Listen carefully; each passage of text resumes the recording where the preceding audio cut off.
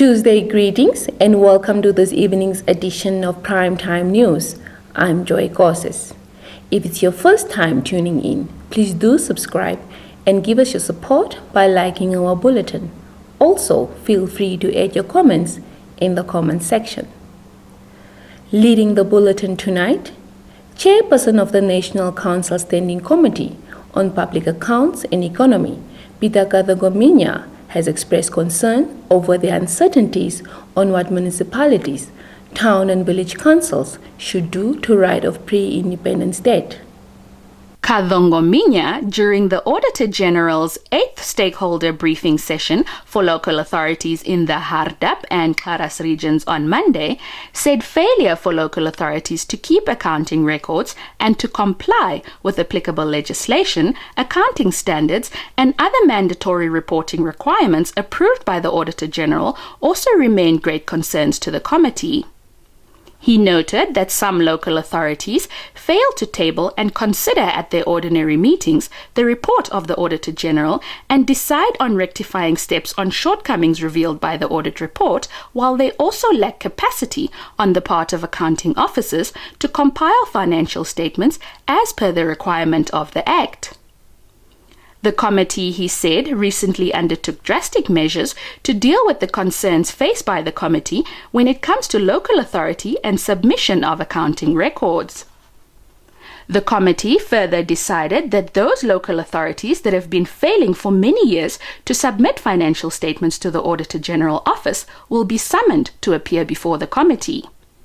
He said the committee is also considering writing a letter to the Minister of Urban and Rural Development to call for the ban on consultants used by local authorities and regional councils to prepare financial reports. Salima Shumwefeleni reporting for Nampa News. In environmental news, field fires that have been ravaging some parts of the country for the past 2 weeks have destroyed over 143,000 hectares of land, killing 210 animals in the process. In a media statement issued today, the Ministry of Environment, Forestry and Tourism Public Relations Officer Romeo Muyunda said the fires continue to be a big challenge in the country, with reports being received on a daily basis. A total of 27 veld fires have been recorded countrywide, burning 59 farms in the areas of Ocho, Otjiwarongo, Steenhuisen district in Windhoek, Okahanja, Tsumeb, Tsintsabeth, and some areas in the Zambezi region.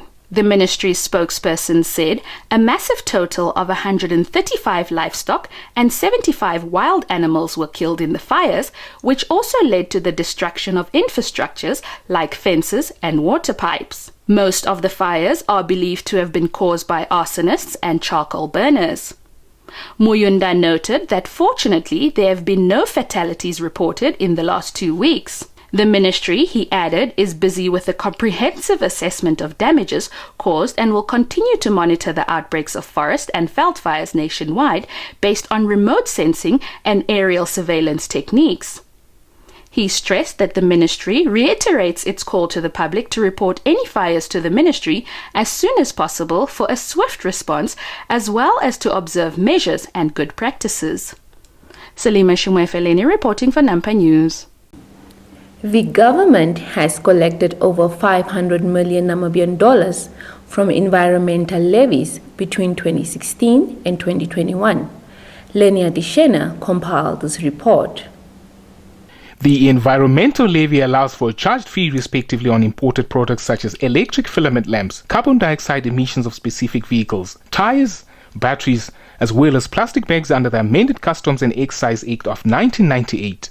Equally, the levy is designed to generate revenue that can be reinvested in environmental protection, as well as to reduce the impact of environmentally damaging consumption or production activities. Responding to Nampa's questions, the recently launched Namibia Revenue Agency Manager for Communications and Stakeholder Engagement, Tonateni Shidudu, said a total of over 500 million Namibian dollars was collected between July 2016 and June 2021. Shidudu indicated that the government was able to collect the money unchallenged, as most of the manufacturers of these products are outside Namibia and do comply with the environmental levy regulations as imposed on such products. In international news, an independent commission today said French Catholic clergy sexually abused some 216,000 minors in the 7 decades since 1950, a massive phenomenon that was covered up for decades by a veil of silence. AFP brings us more. The Commission's 2.5-year investigation was prompted by outrage over a growing number of abuse claims and prosecutions against church officials worldwide. When claims against lay members of the church, such as teachers at Catholic schools, are included, the number of child abuse victims climbs to 330,000 since 1950. Commission Chief Jean-Marc Sarve told a press conference that these figures are more than worrying. They are damning and in no way can remain without a response. He added that until the early 2000s, the Catholic Church showed a profound and even growing difference towards the victims. Archbishop Eric de Moulins-Bifor, president of the Bishops' Conference of France, which co-requested the report, expressed his shame and horror at the findings. He told the news conference that his wish today is to ask for forgiveness from each of you. The report, at nearly 2,500 pages, found that the vast majority of victims were pre-adolescent boys from a variety of social backgrounds. Sarve had already told AFP on Sunday that a minimum estimate of 2,900 to 3,200 clergy members had sexually abused children in the French church since 1950. Stand by for your top roundup.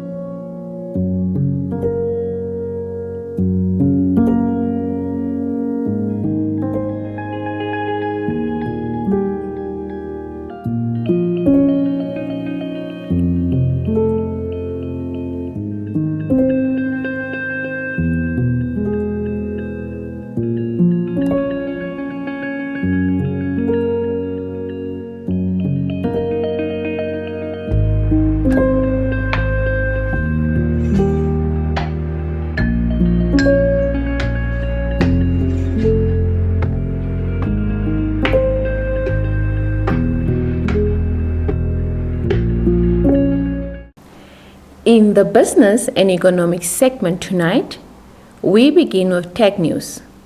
6 hours after Facebook, Instagram and WhatsApp, 3 of the most used apps in the world, went down on Monday, their services slowly resumed for few of its users. DPA gives us more on the story.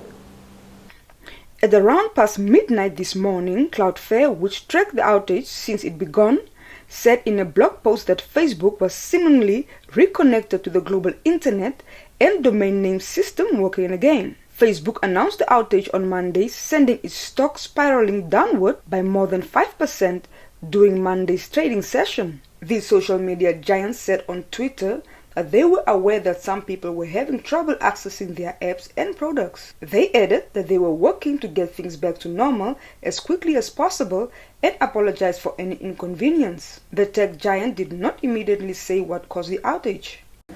Moving on to trade news. The Namibia Statistics Agency today said China regained the top spot as Namibia's largest export market for the month of August. Xinhua has more on the story. In a statement, Statistician General Alex Shimwafeni said South Africa gained her position as the largest import market for the country. He said the composition of the export basket mainly comprised of minerals such as copper, precious stones, non-monetary gold, uranium, as well ores and concentrates of base metals.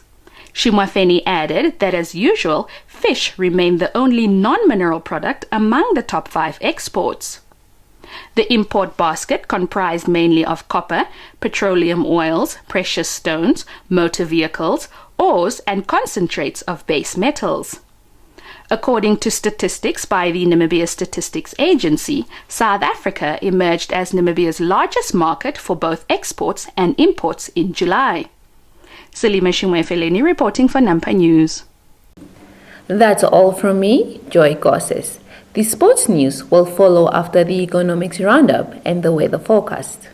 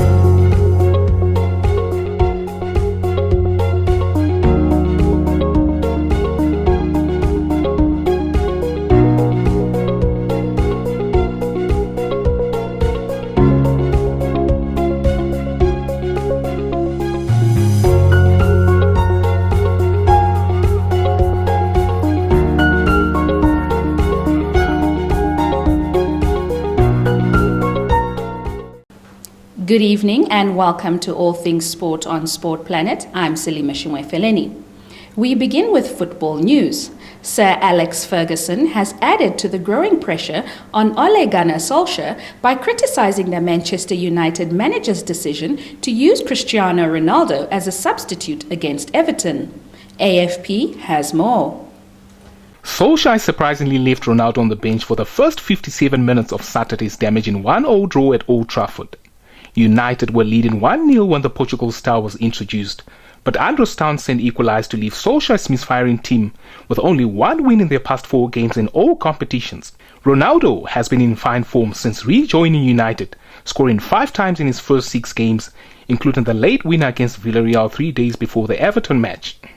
The 36-year-old looked frustrated, muttering to himself and shaking his head when he walked off the pitch at full time on Saturday. Solskjaer was already under fire after United's recent struggles left them 2 points behind Premier League leaders Chelsea. Now, his old boss Ferguson has inadvertently increased the scrutiny on the Norwegian.